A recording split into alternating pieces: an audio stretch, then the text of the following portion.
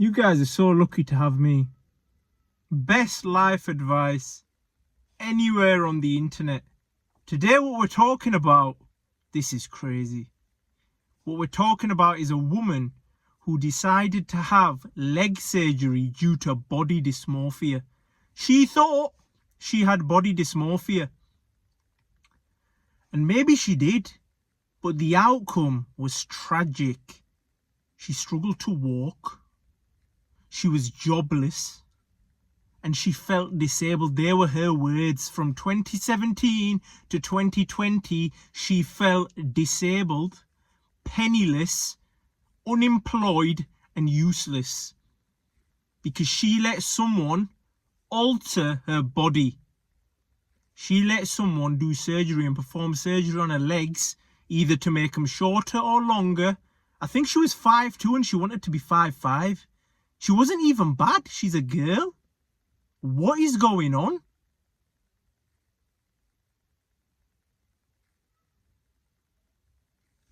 And she decided to have surgery for that.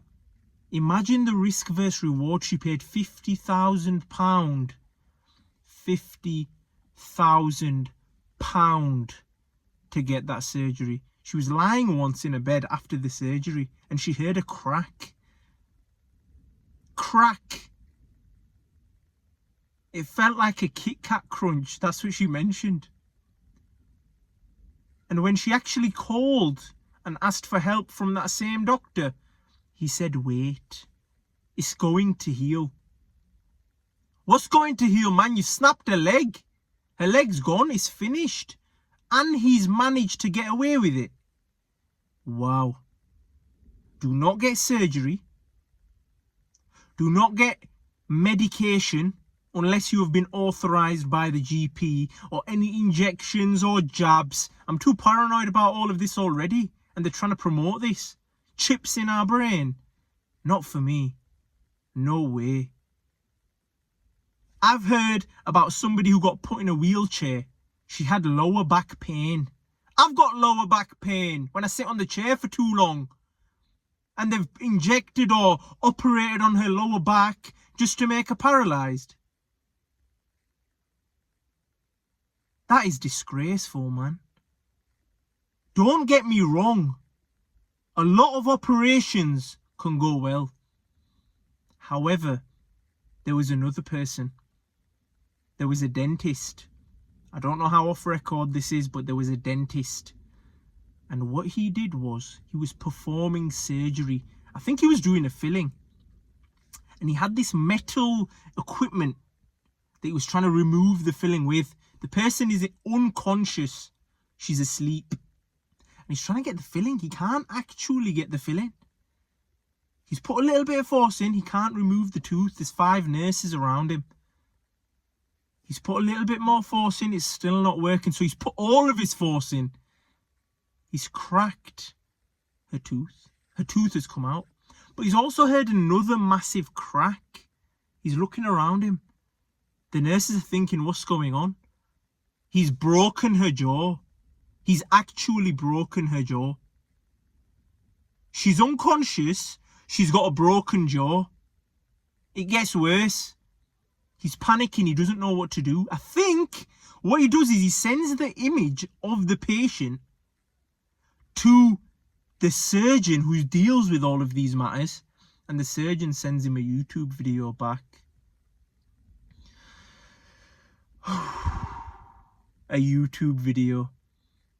If my life, my jaw was dependent on a flipping YouTube video, I would be pissed. That's unacceptable, man. That is genuinely unacceptable. I know people who work in a tyre shop, who watch YouTube videos, who give their kids YouTube videos to fix cars. Be careful.